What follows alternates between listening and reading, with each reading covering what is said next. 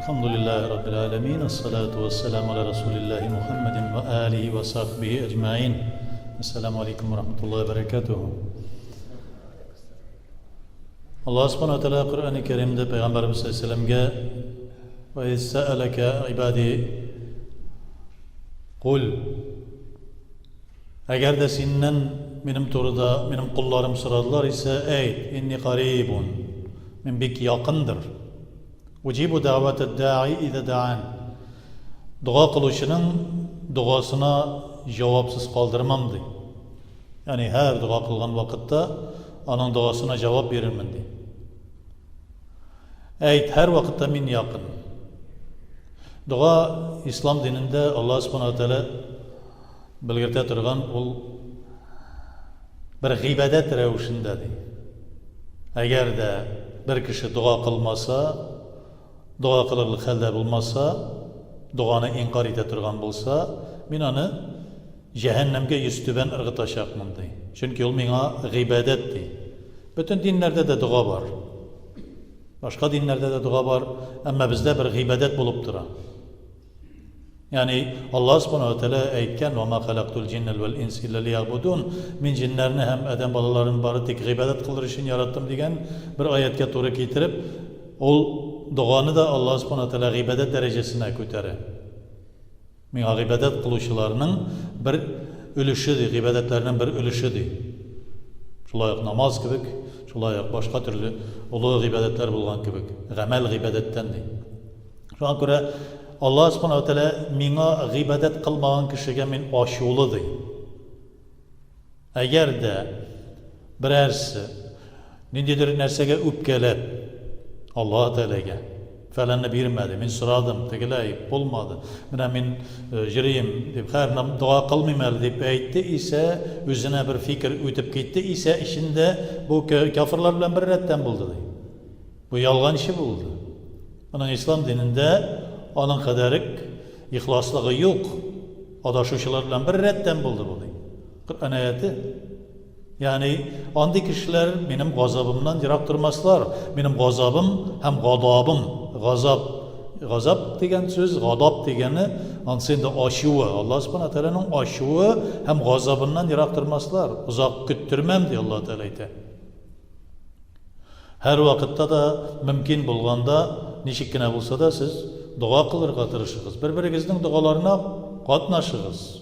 Yani hatta indi biz Fatiha suresini okuyan vakitte da birerimiz okusa, kolganlarımız amin deyip aytıp koyan. Çünkü Ebu Hurayra'dan radıyallahu teala anhu'dan bir hadis kile. Eğer de imam namazda okuyan vakitte da Fatiha suresini okuyan, Elham suresini okuyan vakitte veleddallin degenden so'ng amin deb aytib qo'yamiz. Chunki imom da ayta onu deydi. İmam ishidan ayta, siz de ishingizdan aytingiz degan ma'noni bildirdi.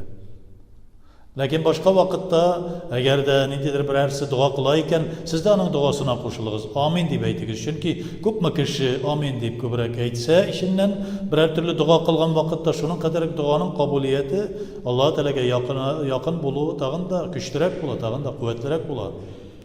Ama Allah subhanahu wa ta'ala bilibizcha Peygamberimiz sallallahu aleyhi ve sellem'in sözünü iska düşürsek inna Allah la yecma'ul cemaate ala dalale. Cemaatni Allah subhanahu wa ta'ala adaşu yolunda jimas. Cemaatten ayrılmağız deydi. Cemaat adaşuda bulalmaz. Ve yadullahi fevkal cemaat. Allah Teala'nın rahmet kudreti hem merhameti cemaatin üstünde. Cemaatten kabul edilir. Cemaatten birersi ayrıldıysa, birersi kitap vardıysa, cemaatke karşı çıktıysa o vakitte Allah Teala'nın aşığı düşecek, Allah Teala'nın düşmanı buldu. Çünkü Allah subhanahu teala ya eyyühellezine amenu diyor. Ya mümin değil mi? Ayrım bir kişiye yine müracaat etmiyor. Ya eyyühellezine amenu ey iman getirgen bendeler deyip cemaatke müracaat ediyor. وَاَعْتَسِمُوا بِخَبْلِ اللّٰهِ جَمِيعًا deyip Allah Teala'nın Kur'an-ı Kerim'ine, Allah Teala'nın dinine cemaat bilen yapışığız deyip bizge müracaat etti. Yok ise gerisince bulsa ey mümin, ey sin, ey falan deyip, ey tügen deyip müracaat etken bulur idi. Birdemlikni kuşa Allah subhanahu teala.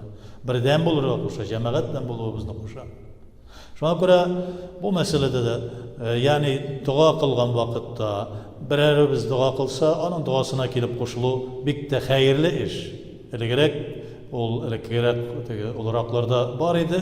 Берәрсе дуага кул күтәрсә, мәчеттәме, урамдамы, аның янына килеп басып, амин, амин, амин, амин дип тора торган гадәтләре бар иде. Авылларда кайбер җирдә дә калды.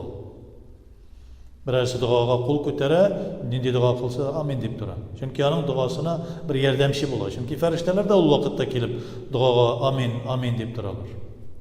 Тагын беренчесендә Умар ибн Хаттаб шушы Аллаһ Субханаһу тәала әйткән аятта дуа кылып үзегезнең ризыкларыгызны сорагыз. Әгәр дә дуа кылмасагыз, мин ачулы булам дигән аят мәгънәсендәге шушы мәгънәдә килгән аятка карата берсендә мәчеткә керә дә бер груп кешеләр утыра.